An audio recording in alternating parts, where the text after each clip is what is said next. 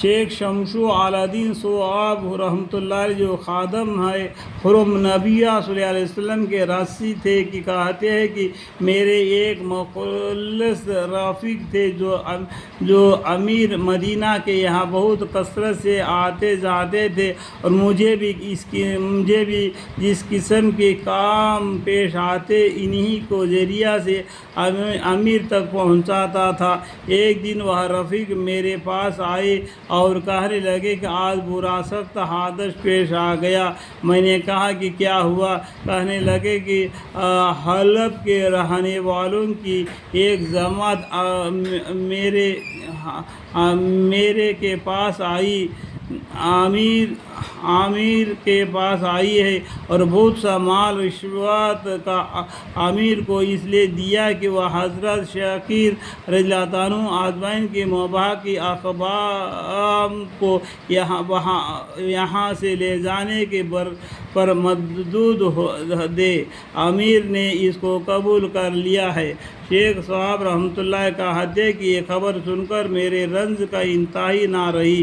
میں انتہائی فکر میں تھا کہ میرا قافلہ مجھے بلانے آ گیا۔ میں وہاں گیا۔ میرے امیر نے مجھ سے کہا کہ آج رات کو کچھ لوگ مسجد میں آئیں گے، تم ان سے تعارض نہ کرنا، اور وہ جو کچھ کرے ان کو کرنے دینا، تم کسی بات میں دخل نہ دینا۔ میں بہت اچھا کہہ کر چلا آیا، مگر سارا دن حجرہ شریف کے پیچھے بیٹھے روتے ہوئے گزر گیا۔ ایک منٹ کو آنسو نہ تھمتا تھا اور کسی کو خبر نہ تھی کہ مجھ پر کیا گزر رہی ہے۔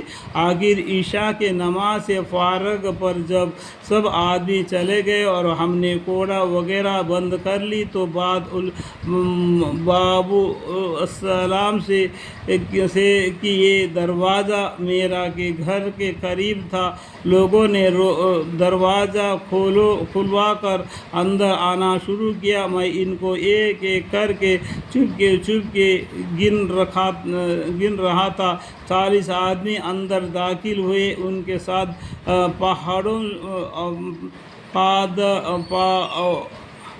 پاوڑے اور ٹوکریاں اور زمین کھودنے کے بہت سے آلات تھے۔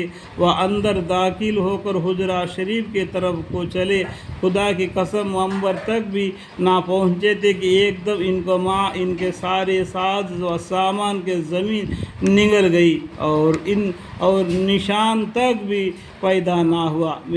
امیر نے بہت دیر تک ان کا انتظار کر کے مجھے بلا کر پوچھا کہ صواب وہ لوگ بھی ابھی تک تمہارے یہاں نہیں پہنچے؟ میں نے کہا کہ ہاں آئے تھے اور یہ قصہ ان کے ساتھ گزرا۔ امیر نے کہا دیا کہ کیا کہہ رہے ہو؟ میں نے کہا کہ بالکل ایسا ہی ہوا۔ آپ چلیے وہ جگہ بتاؤں جہاں یہ قصہ گزرا۔ امیر نے کہا کہ اچھا بس یہ بات یہی تک رہے، اگر یہ بات کسی اور پر ظاہر کی گئی تو سر اڑا دیا جائے گا۔ اللہم اغفر لی۔ حق تعالی شانو اپنے لطف و اکرام سے وہاں کے آداب کی بیجا آوری کی توفیق عطا فرمائے اور محض اپنے لطف و کرم سے بے ادبی کی وبال سے محفوظ فرمائے۔ آمین۔